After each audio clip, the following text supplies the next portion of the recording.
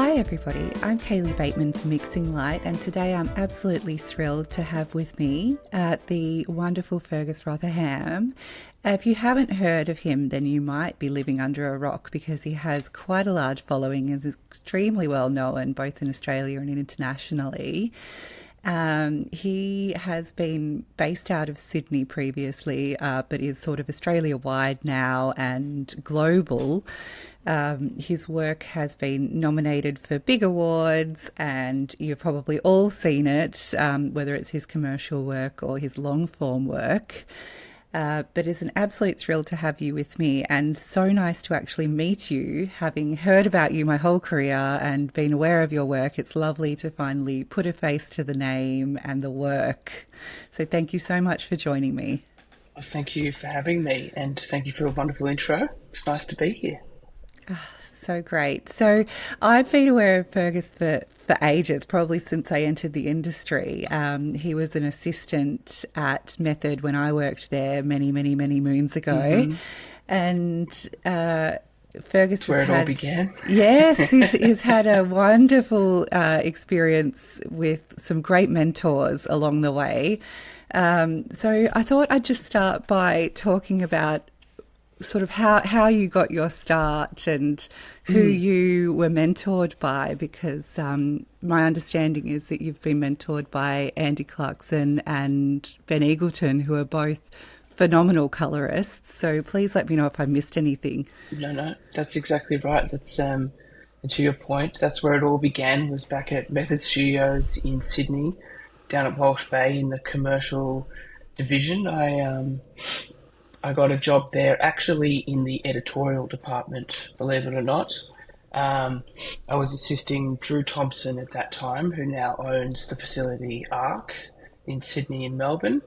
And I was following that path for a little bit, but, there just happened to be this opening.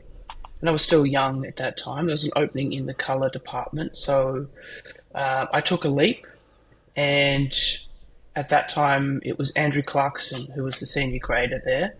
And I just became his assistant for about 3.5, 4 years. Great. And really just got to learn everything from him. And he was, a beautiful human, and still is. We're still in contact to this day. Absolutely love him. But he just, he taught me everything I knew and really took me under his wing. That's where it all began. So I started there, and then it just slowly, naturally progressed as I fell in love with grading more. Slowly getting music videos, assisting him, doing his cut downs, the natural progression to as it was, really. So that's where it all began. It's sort of the dream position, really, and I feel like it's one that doesn't necessarily exist anymore, is that assistant colorist in a big facility where you can be mentored exclusively and really focus in on that apprenticeship model of training. Yeah. Like, Absolutely. it's really fortunate that you were able to get in there at that time with those people and to have that length of apprenticeship, because it's not something that you can learn quickly, I think, and you get to experience how your mentor deals with certain situations, not just the colouring, but actually, client attended sessions. Yeah, and exactly. I know that that company at that time was known for the very high-end commercials and tight turnarounds and, very particular clients, and everything was very much on as soon as a session was on. So, Absolutely right. And I think that part of running a room and, dealing with not only different personalities, but, a whole lot of the different opinions and people, and trying to manage, yes. trying to get the job done, especially in short time, is something that I'm really grateful to have picked up on early and been able to learn. Yes. Because it is one thing to know. I think you kind of, from my point of view, we're kind of expected to know how to grade and to come up with solutions or different looks in commercials very quickly, but being able to manage your time and the room is a whole different art form, I think. Yeah, absolutely. I couldn't agree more because, especially in that context, you've got sometimes competing interests, even though you're kind of all working towards the same goal. Yes, A director can be going for a certain look, and the agency might be fighting that for their brand. And, you kind of have to listen to the loudest voice and try to get everyone happy and on the same page, which sometimes is a really difficult task. So, really cool that you got to start out by learning from a master there. And then after a really respectable amount of time apprenticing under him, you popped out to Ben Eagleton. I did, yes. And for those that don't know, Ben and Andy used to own a company called Bean together. Yeah. Yes. So I popped out at the end of Method and then did a stint with Ben for 2 years, which is actually where I was grateful again. I was very lucky early on in my career. He then taught me Baselight as well. So previous to that, I'd grown up and learnt everything on DaVinci, and then did 2 years with him. And it was kind of a great learning curve over that 6-year period to learn from two amazing graders, but two very different aesthetics, I think, as well. Do you know what I mean? And different approaches. And I learnt a lot about how to not only structure grades, but how to approach different looks from two different people, which I think then just allowed me to kind of take little bits from both and create a process that works for me, I suppose. Yeah. Because it's different, and you probably find this as well, but every grader, there's no right or wrong, really. Is the short, isn't it, right? There's a different way to get to many different looks. Yeah. I mean, there is a wrong, and that's, really clipped, really clipped blacks and really clipped whites and, inconsistency. But, beyond that, if you've got all your nuts and bolts done and all your dotted your I's and crossed your T's, you're all right. Yes, we're talking degrees here.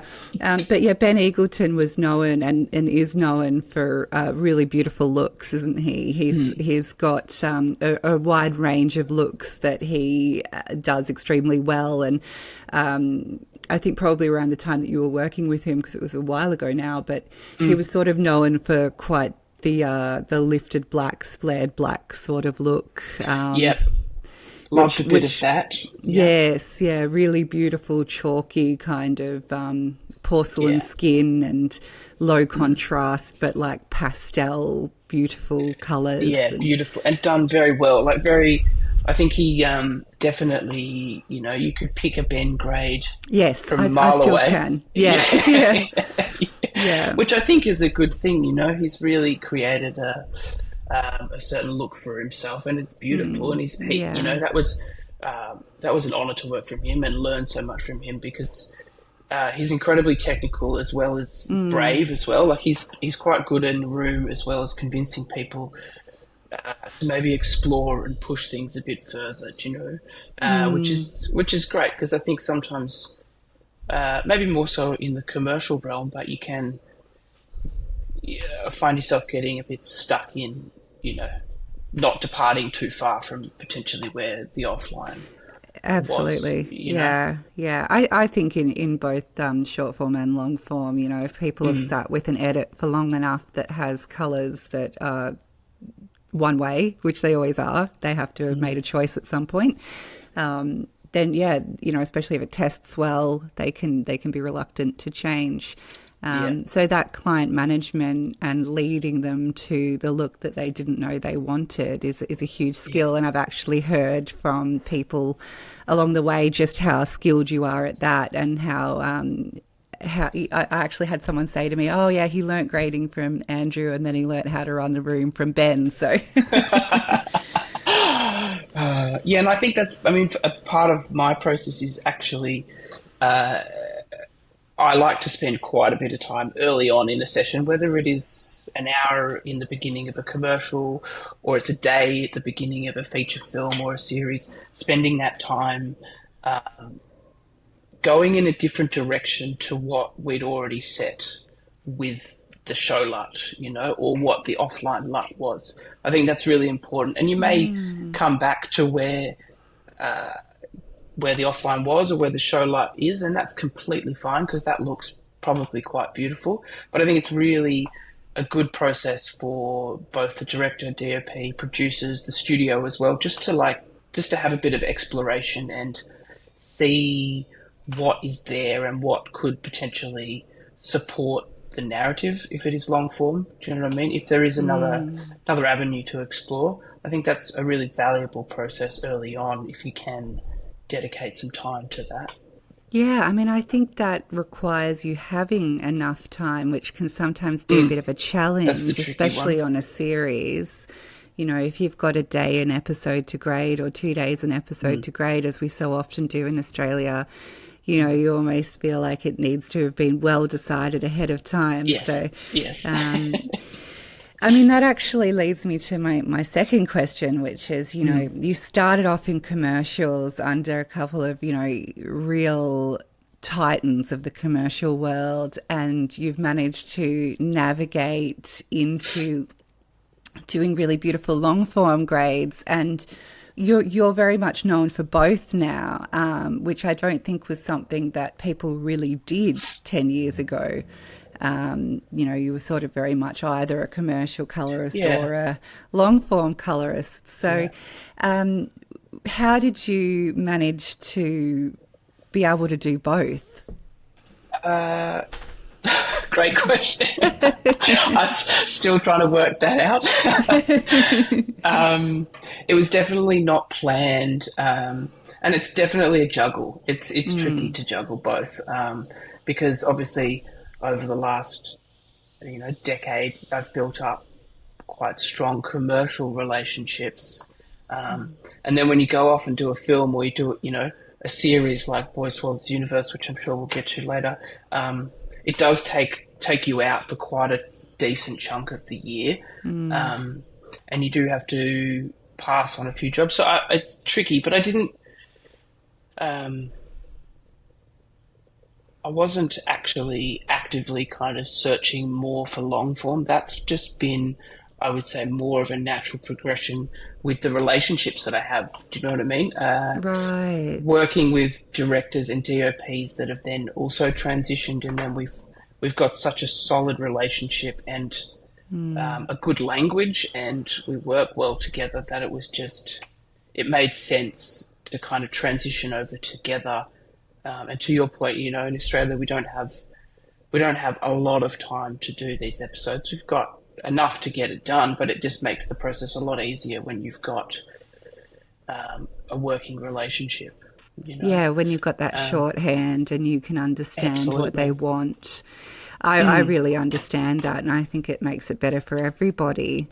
You included, right? Like, you're not going into it going, I want to go this way and getting a lot of pushback, That's really cool. But yeah, it wasn't. I still find it tricky too. It's a scheduling juggle, isn't it, really? Because it's easy when a one-day commercial can shift and you can adjust things around, but when you're trying to juggle a couple of commercials and a feature and a series, it gets a bit tricky. So it's not definitely not easy, but I thoroughly enjoy it. I personally really love being able to dive into something really long and then come back out the other side and do a half-day commercial. I know, it's refreshing, isn't it? It's really refreshing. Yeah. To that point, though, do you manage your own schedule? Like, you're a freelancer, do you do your schedules and your admin? Do you take those bookings yourself? Because that's a lot of extra work on top of a grading day, isn't it? It is, yes. I still, to this day, am doing everything at the back end of the business as well.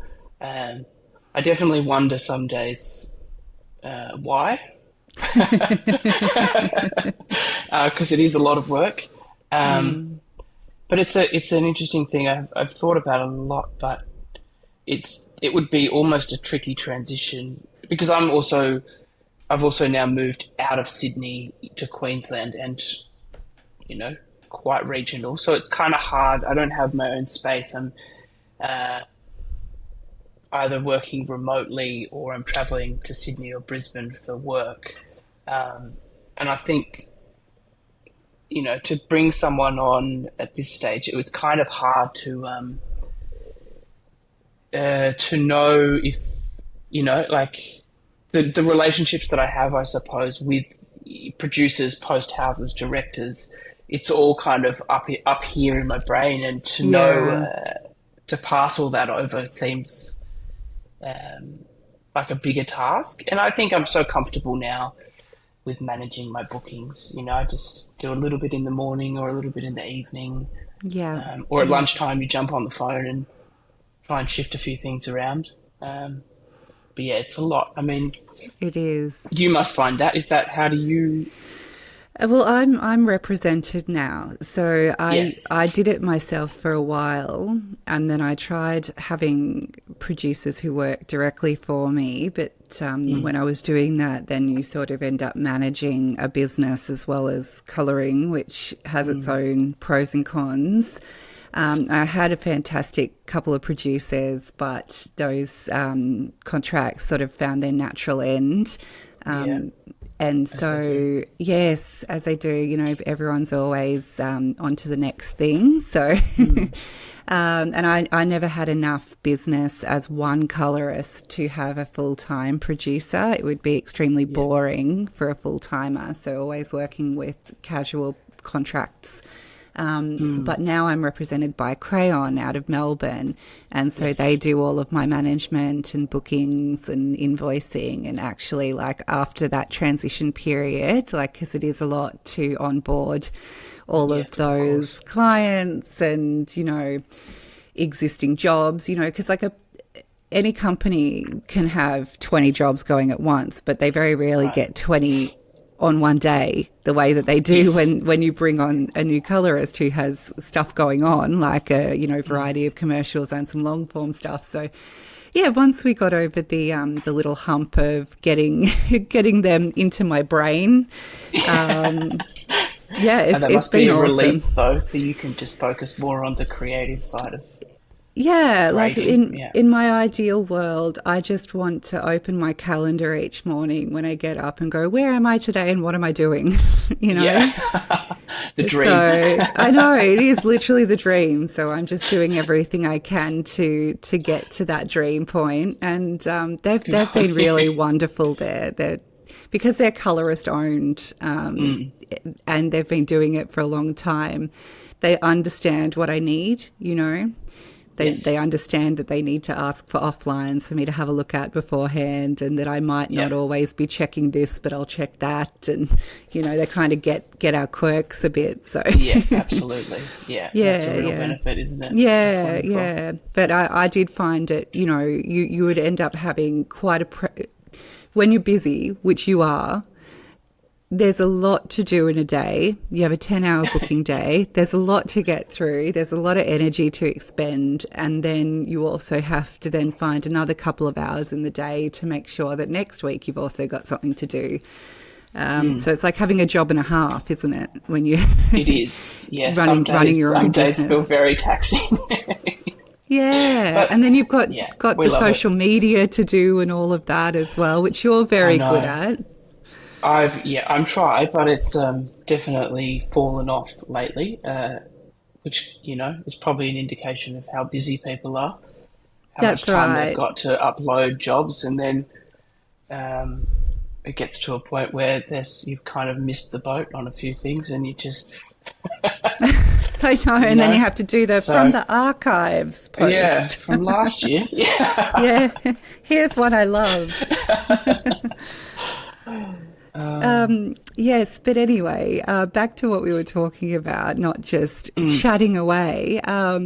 You have made such a name for yourself, both in short and long form, and it's really nice to see that barrier kind of come down, because there are quite a few commercial colorists who have been doing really, really great work in the long form space. Yourself, CJ Dobson, Matt Fez, there's a group of you guys doing really, really awesome work in both fields. And aside from that sort of, you can worry like, oh, I'm on a job for 3 months and, so, these clients are going to get somebody else on the rotation and then what if they don't come back, But I think that your style is so you that people won't be able to get that elsewhere, right? So they will come back because they want what you bring. I think you have a very developed style. I think a little bit like Ben Eagleton. I can kind of spot your grades, and I don't know if yes, if I have you heard even that before. yeah. I see. It's not even something that I really kind of think about on a day to day. It's not like how am I gonna put my stamp on this? It's just, I suppose, Just happens. my taste, right? It's just Yeah. how I like to approach things and the level of Yes. contrast and color that I like generally. Yes, and to that, when if I was to sort of summarize your look, I would say you're not afraid of a bit of contrast. You like things in the shadows, but you always have that highlight that kind of brings it all together. So you always do find the sun in the shot, but you let things linger in the shadows in a nice way. And there's like a thickness to the saturation through those lower mids. It's almost a vibrancy. But then you kind of work in a tertiary palette with lots of browns, and your blues aren't sort of theatrical. They're always a little bit more cyan or desaturated or deeper. You like a gold, a brown, a green, a blue, not theatrical, but quite tertiary, secondary kind of colours. Yes, I like, the density that you can try and get out of a colour is quite interesting. And I think my favourite part of the whole process really is when you kind of you've done your balance on your long form, or the look is feeling good, but it's getting into that, the secondaries, and start shaping images so you can hide things and accentuate what the DOP's done, whether that is just letting the image fall off a little more or accentuating highlights on faces. That's that craft of the side of things where you can really get a bit more detailed. I absolutely love that kind of last, I don't know, what would you call it, 10%? But, yeah. That's what makes it, though, isn't it? That's what absolutely makes it. Yeah, so definitely. When you're looking at that, do you have a particular way that you like to work? Do you like to work color managed? Do you like to work with aces? Do you like to work just YRGB? Do you have LUTs? Like how do you create your look? You know what? There is no one answer. It's like some days it's a LUT, some days it's color managed, some days it's, we might be doing a music video and we'll try 2 LUTs and combine them and just go wild. Or lately it's been, especially for long form, more so aces. I think the last 4 long form have all been aces, purely based on the ability to just the way that aces is designed and helps us transition between deliverables, especially if your main deliverable is a theatrical and you've spent 10, 12 days in there and then you have to swing to your HDR suite. I personally just find that flick of a switch to 1,000 nits in the HDR room are really seamless and just allows more time for everyone to be creative. But that hasn't always been the case, all my long form's been color managed. So that's a relatively new thing in the last year and a half. I don't know how oh, sorry. No, you go. Oh, I was just going to say, I sort of felt that Ace's flavour a little bit in The Pope's Exorcist and in Boy Swallow's Universe, because Ace's has that really nice contrast in there. And I could kind of feel that curve, but then, of course, LUTs can have that, and even curves, you can shape something. So, I did wonder if there was a little bit of Ace's flavour in there. Bit of Aces, yeah, that's relatively new. Yeah, around the BSU and Pope's time, but previously it's been color managed, or a variety of different LUTs. And even more recently, with a few DOPs, we've been creating LUTs from commercials. We might find something in a commercial, the look that we've spent a few hours developing, and then go, okay, well, that's great. That could be the new base to shoot everything with. So Yes. that's been quite fun. Yeah, that's really cool. And so, are you working primarily in Resolve now, or are you doing a combination of Resolve and Baselight? Primarily Resolve for the last few years. I sadly haven't used Baselight probably since I left Ben's, which is actually more than a few years ago now. I would love to, like, I've got nothing against it. It's just that, especially in Sydney, most suites are decked out with Resolve, and at home I'm set up with Resolve, which is where I do a lot of my remote work from, obviously. But yeah, I would love to actually. I was talking to someone the other day about doing a long form project in Baselight, but I think I'd probably need a good week of just training, a refresher. refreshing. Yeah, absolutely. Yeah. No, How I about think it's yourself? all in there. Oh, look, I love both. I've recently been getting a little bit more into Baselight, and I actually have a Baselight for the next month in my Oh, suite, great. which I'm using for training people. So if you ever feel like popping down and Maybe I could having that pop down. refresher, yeah, it's just sitting there for anyone who's interested in Oh, jumping on fantastic. it. So you'd be Okay. more than welcome. But what I really love about Baselight is that it comes back to first principles, and it makes you understand why you do certain things instead of just going, well, I don't know, it looks good. You kind of have to, you know, drive it a little bit, which I Yes. find Yep. really interesting. And especially because I've spent most of my career in Resolve, it's nice to have a bit of a challenge and, Yes.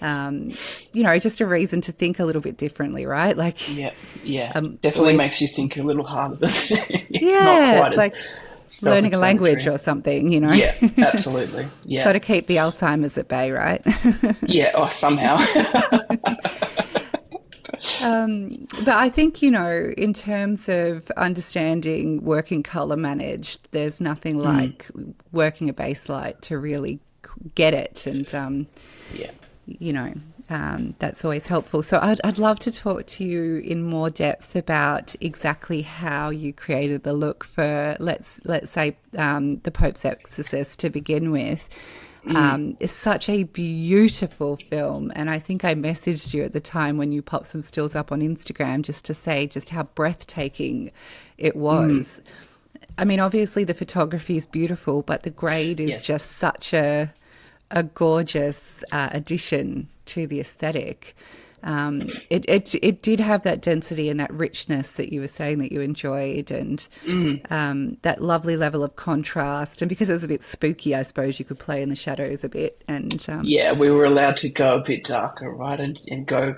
I mean, it was beautiful. Yeah, Khalid had. I mean, the photography was absolutely stunning. It's like it's just an honor to work on something that looks that incredible.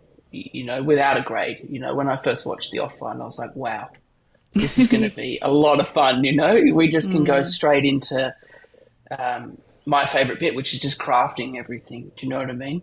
There was not a lot of.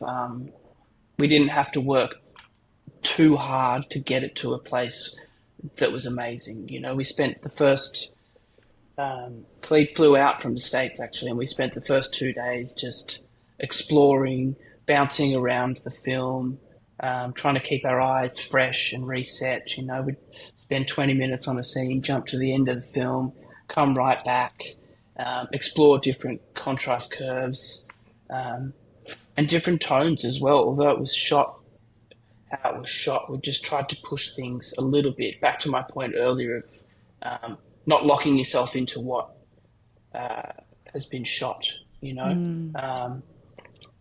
and that exploration, although we were a little bit indulgent, taking 2 days to do that, was a really good exercise because we found where we wanted to live contrast wise, which was rich, quite a deep black, And yeah, being the genre that it was, it allowed us to be to play things a bit darker. But that look, I mean, it was a lot of it was inherently there. It was finding really the contrast was probably the biggest thing, you know, like tonally we had that little bit of cyan in the blacks, you know, that kind of, but it wasn't too heavy handed, I don't think, but it was really about finding that contrast curve that gave it a real kick.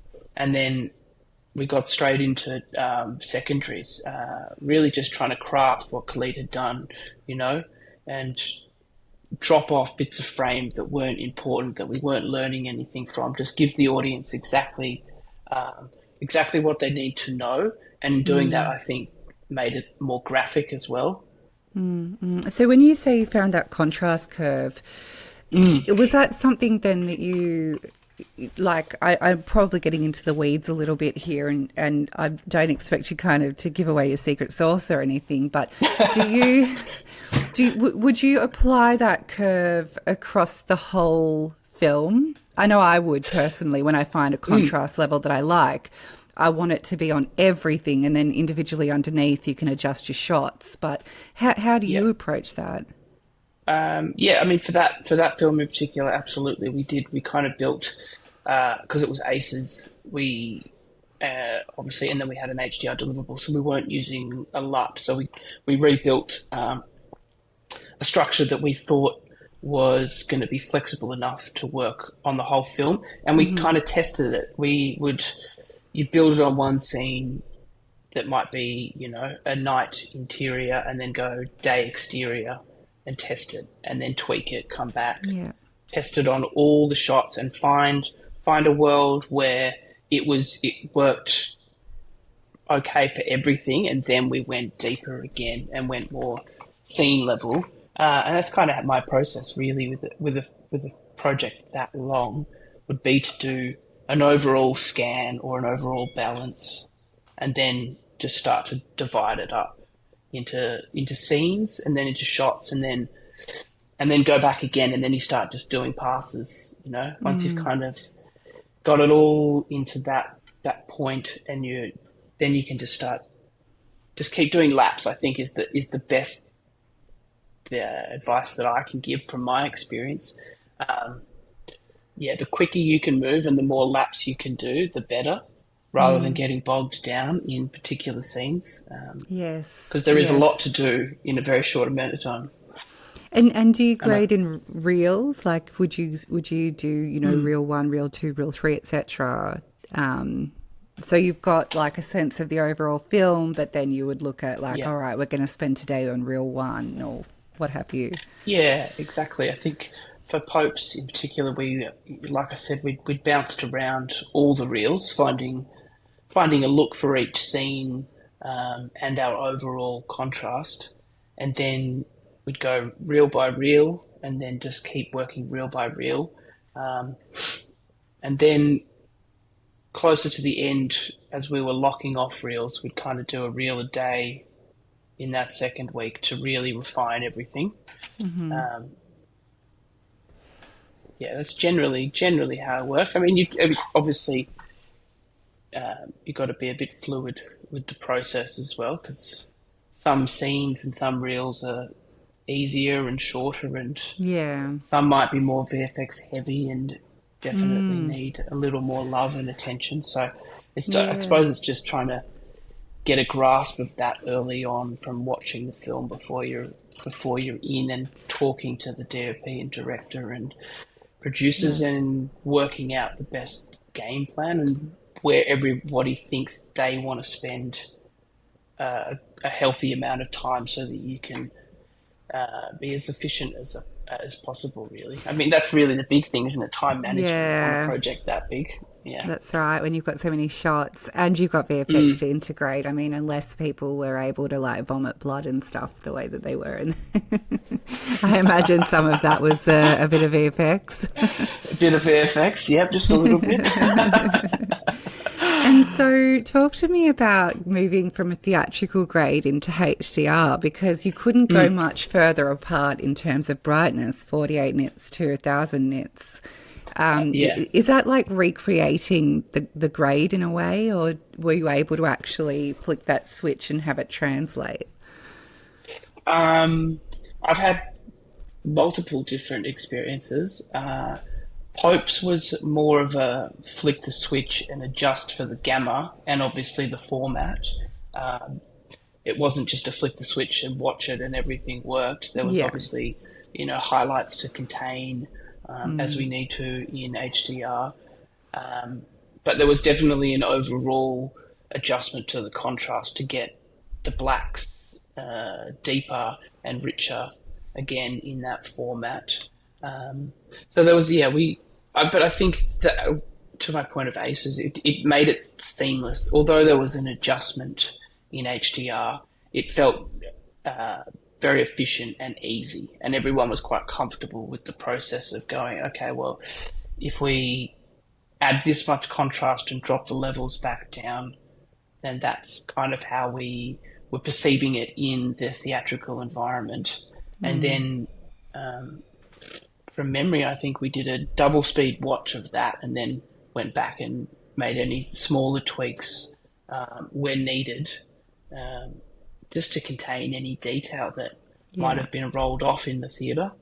Yeah, of course, because it'd be rolled off in the shadows and the highlights, wouldn't it? You've got more in both, and you've got a larger color volume, and I Yeah. bet there are a few sort of Yes, pingy reds around that you had to bring back absolutely. A in. few things that you have to bring back in, but I personally love HDR as a format. It's kind of great to see it in the theatre and then move next door to an HDR suite and go, wow, we can have all this beautiful contrast, but I can still see all this amazing detail right down the bottom end.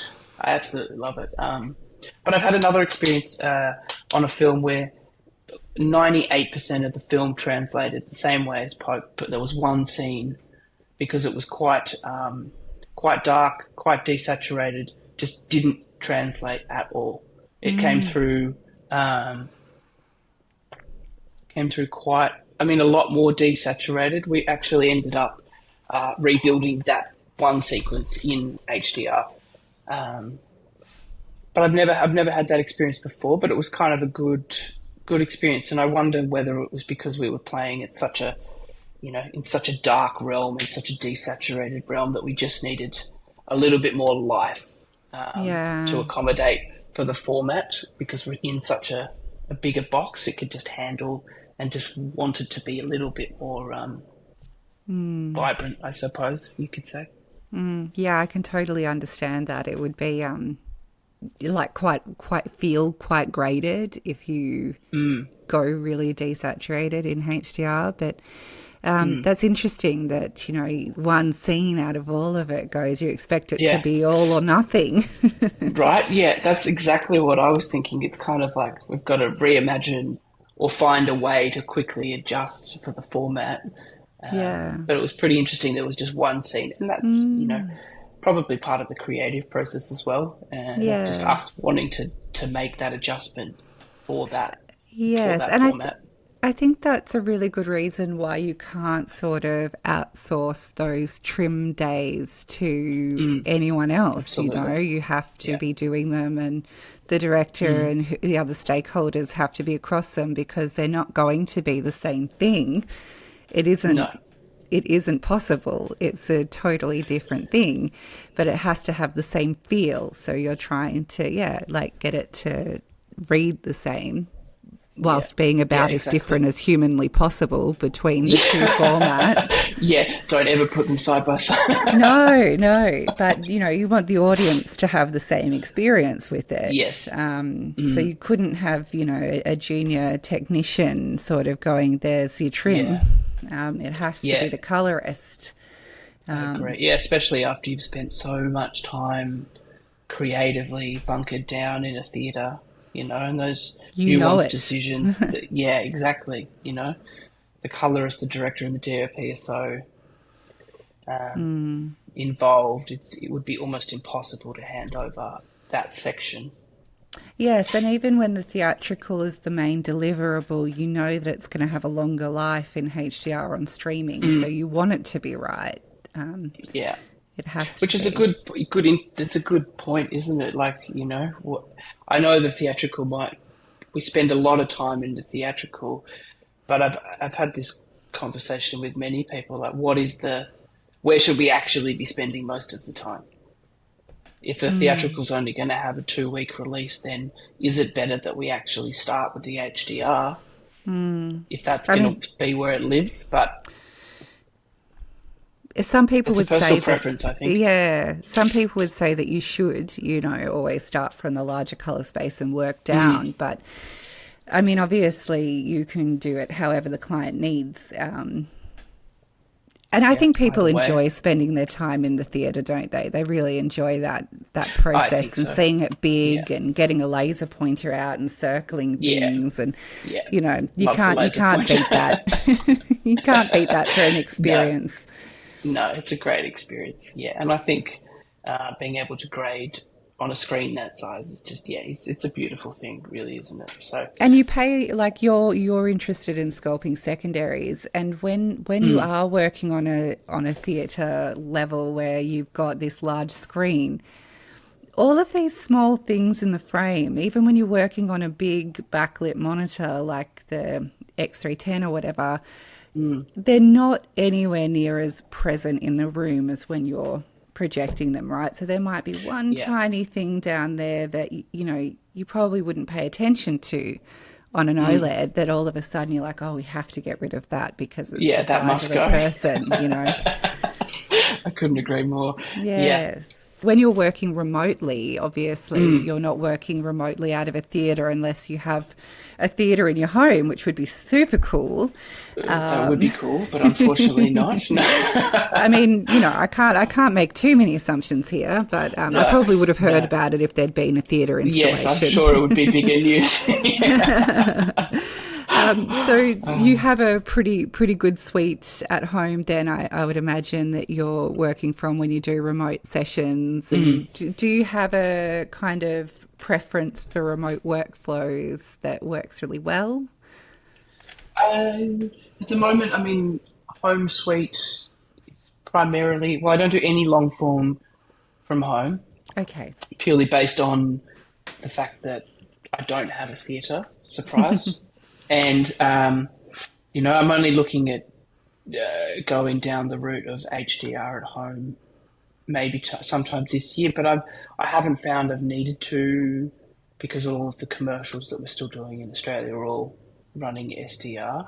Um, so my workflow at home really is just running, obviously my suite, but Colourfront is what I'm using to run Same. live sessions along with Zoom or Google Meet, and I absolutely love it. Like, the quality is incredible, and um, I've just been telling everybody to buy iPad Pros, which is Yes. great.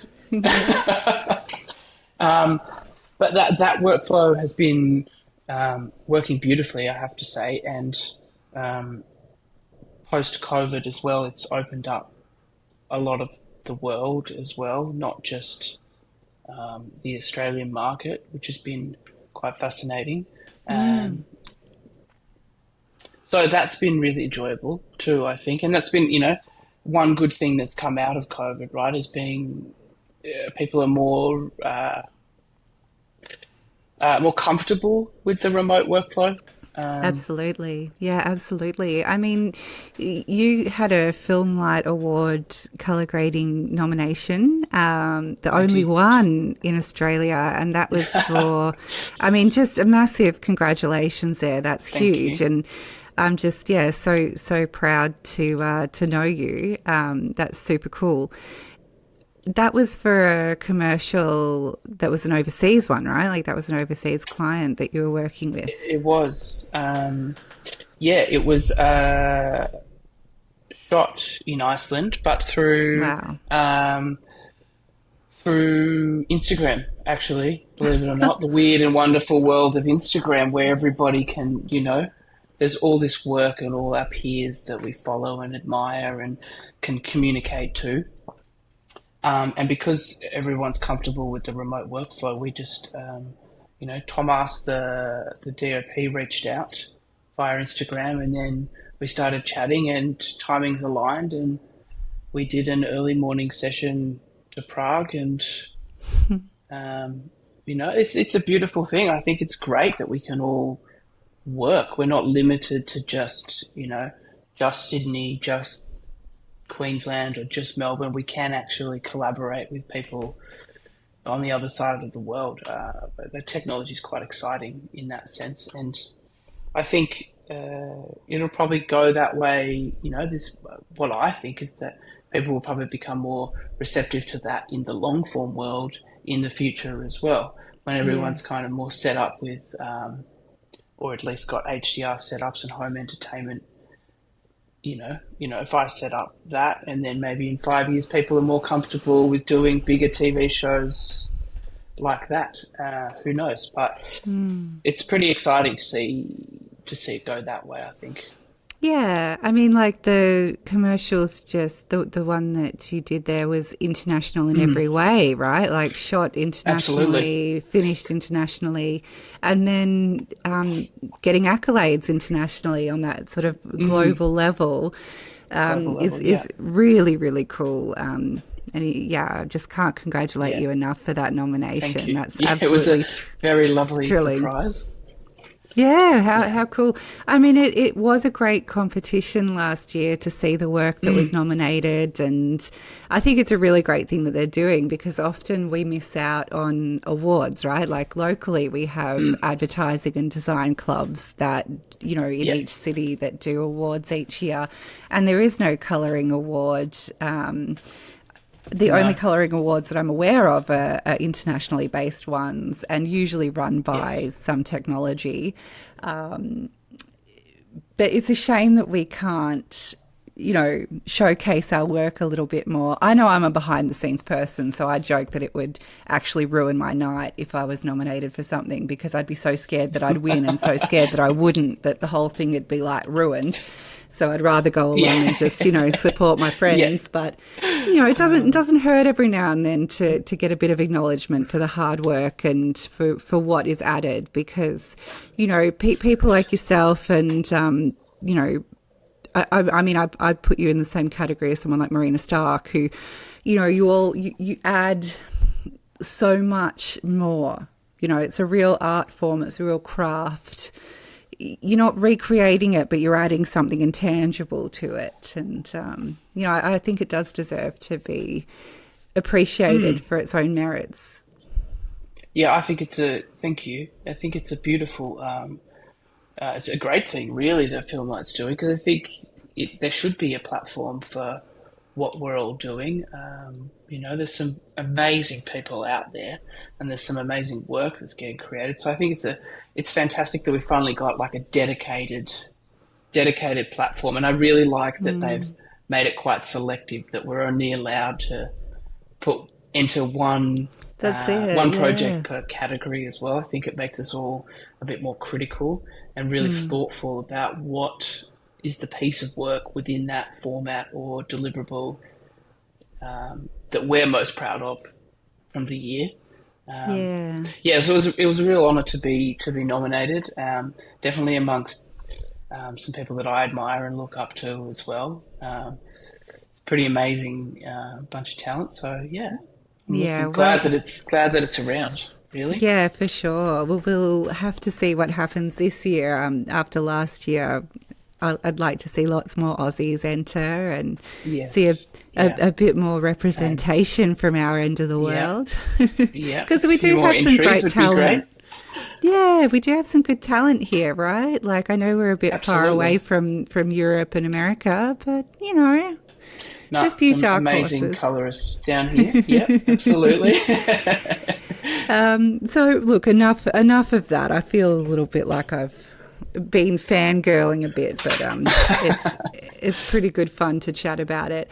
But while I've got you, I'd also like to talk about the really great show that's been super popular on Netflix, Boy Swallows Universe, which was a beautiful show that was shot up here in Queensland. And I believe Shelley Farthing-Dore was the DP on that one. He was, yes. Yeah. Yeah. And he's brilliant, you know, he's a great talent, and you guys have worked together on a few things now.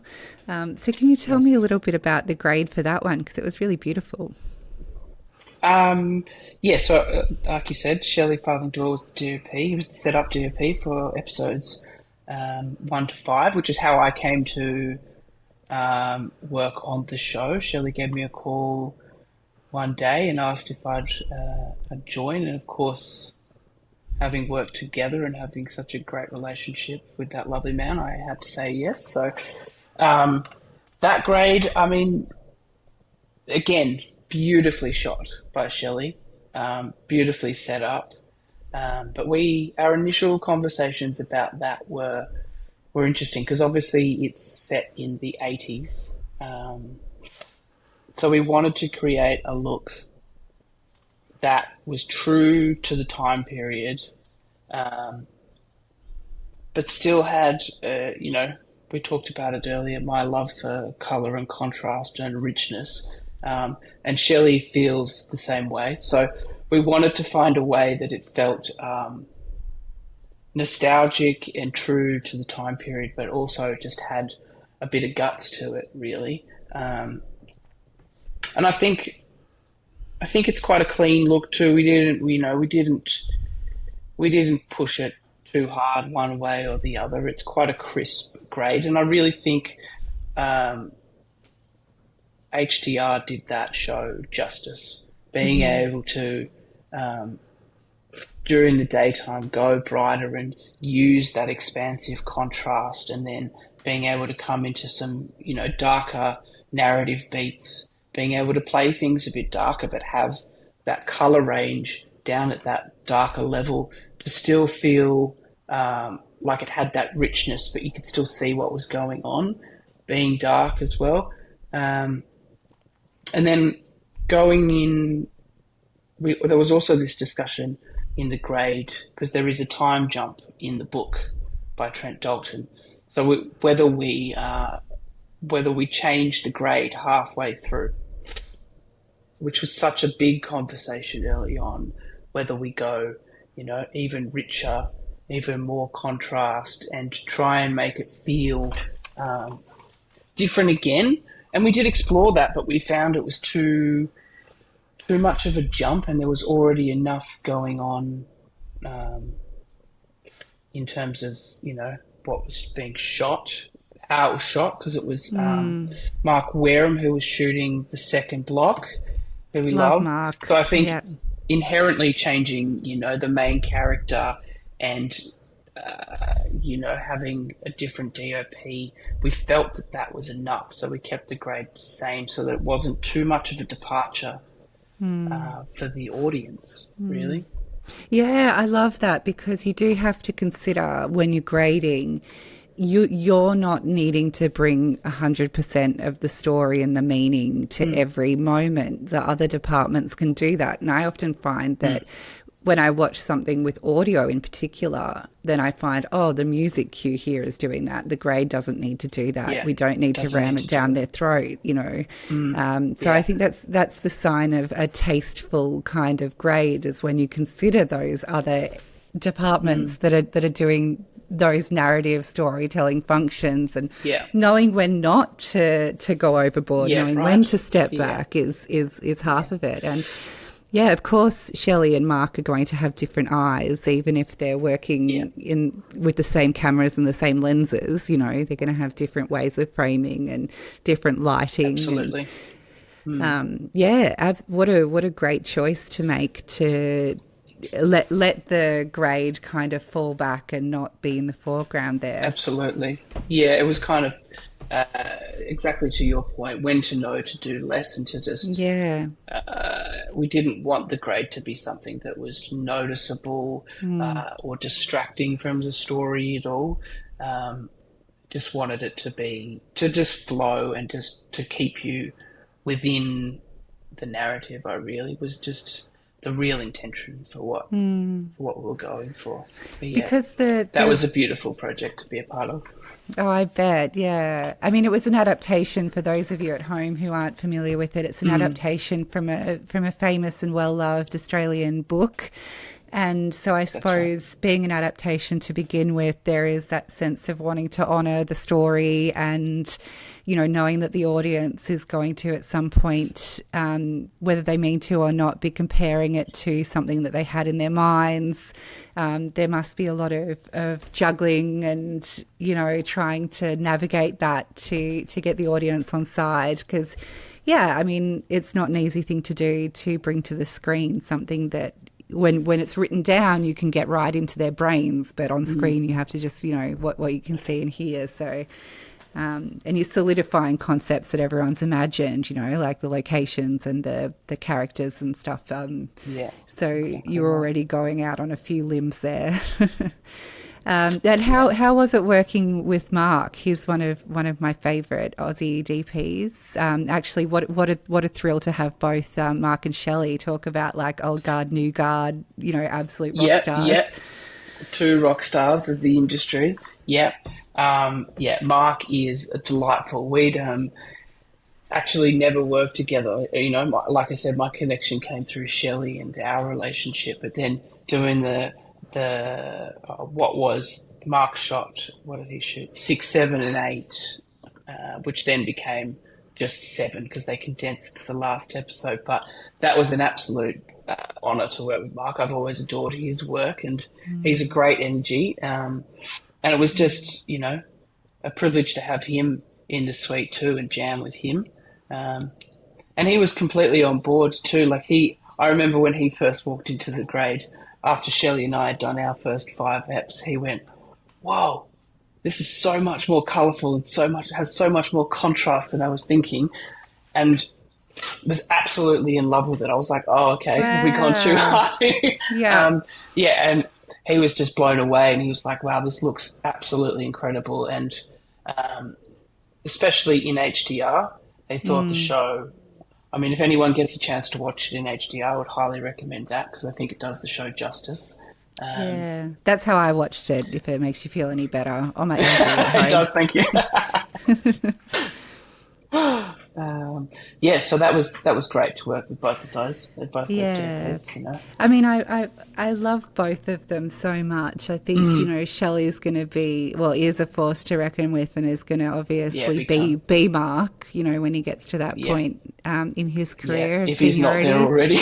Exactly. He's very much on the way, isn't he? Yes, and Mark has such a, you know, I haven't worked with him often, but I assisted on a couple of films that he was a DP on. I assisted the Colorist on those, and just really enjoyed his energy. I think I've done maybe one or two commercials that he shot, but he unfortunately wasn't in the suite. But, you know, met him a few times, and I just see him as a good mentor.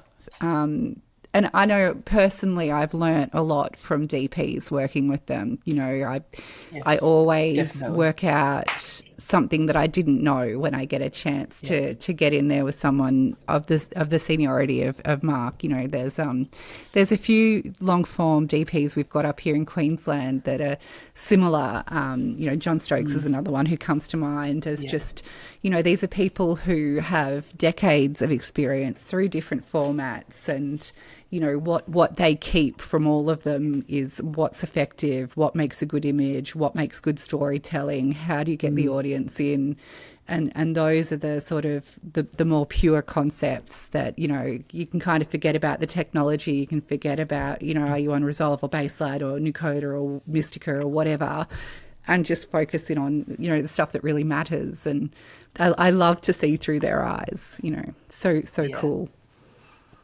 It's great, isn't it, to learn from them and their experiences, and I think we can all learn together. You know, I feel like every project, whether it's commercial or it's long form, I'm still learning, and that's what I really enjoy as well. Everyone has their different approaches and processes that they know work, and it's that collaboration and that learning that I think keeps it interesting for me as well. Yeah, for sure. Do you find that in short form you learn things that you can then apply in long form and vice versa, like in terms of digging into a shot versus seeing more the global film?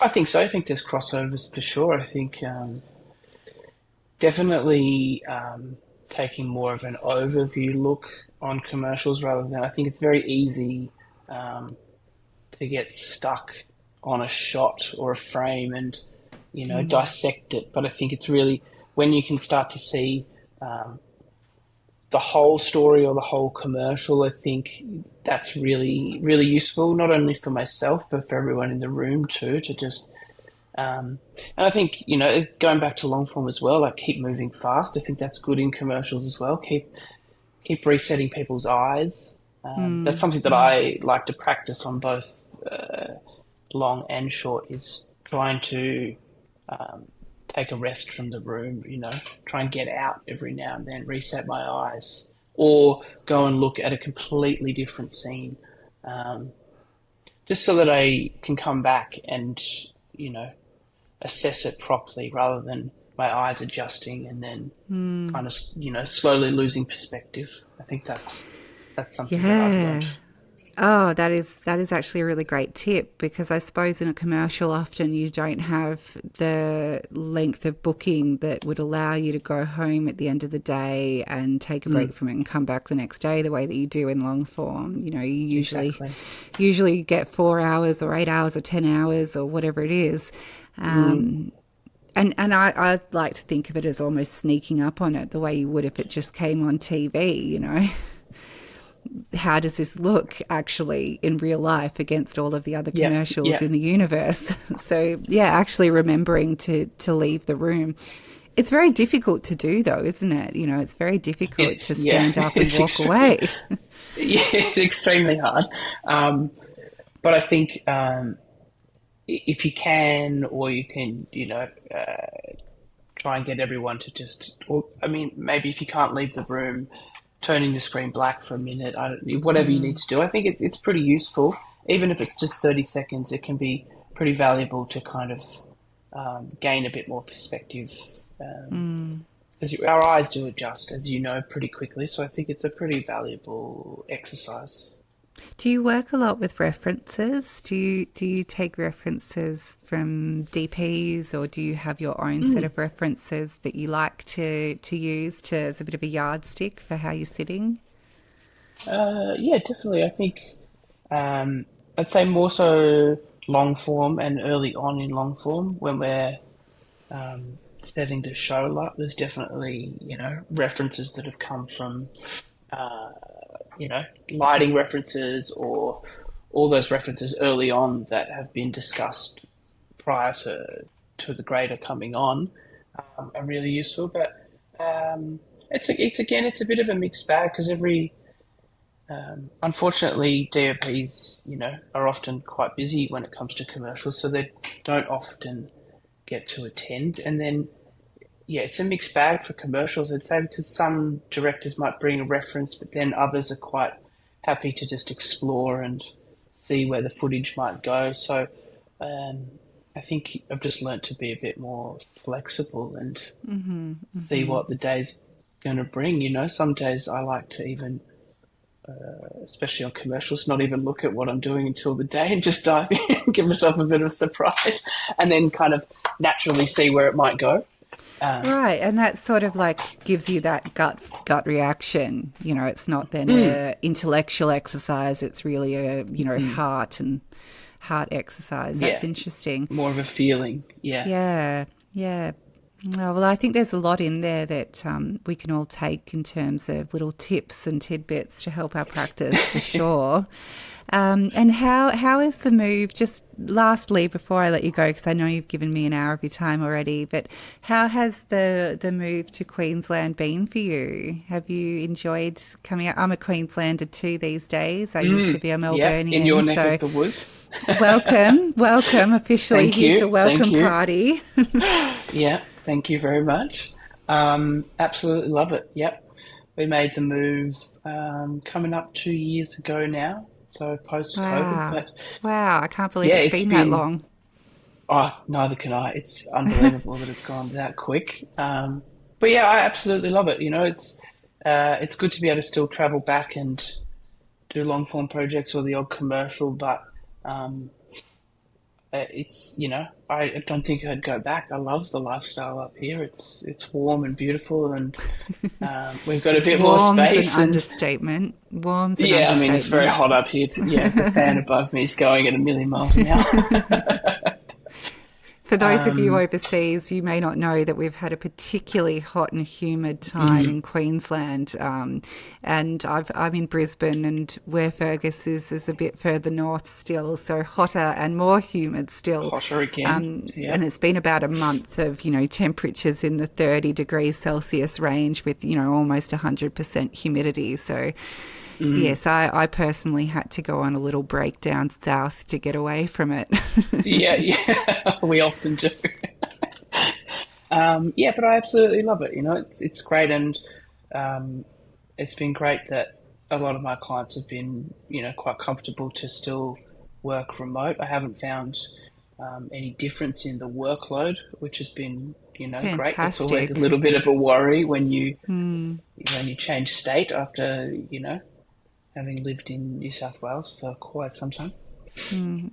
Oh, that's perfect. That's exactly what you want. Well, we're thrilled to have you, fellow Queenslander. Thank you. Welcome to the neighbourhood. Thank you for And the welcome. thanks so much for joining me today. I mean, I could talk to you for Thank you hours, for but I having will me. let you go because, Yes. yes, I've Part taken two up an hour coming of your soon. time. Yeah, exactly. Where Kaylee just asks 1,000 annoying questions. Ask away. But all the best, and I can't wait to see what you do next. I know you've got some exciting stuff coming up that you can't talk about, so I won't tempt you, but I look forward to seeing it when it does land. Yeah, And that for can be those of part you two. who want to see, exactly, for those of you who want to There we see what go. Fergus is up to, his Instagram's pretty good fun to jump on, and his website as well. So I'll provide some links. And Thank you. yes, thanks so much But for your thank you very time, much for Fergus. having me. Such a pleasure. Well, for Thank you so Mixing Light, much. this is Kaylee Bateman, and we'll see you next time.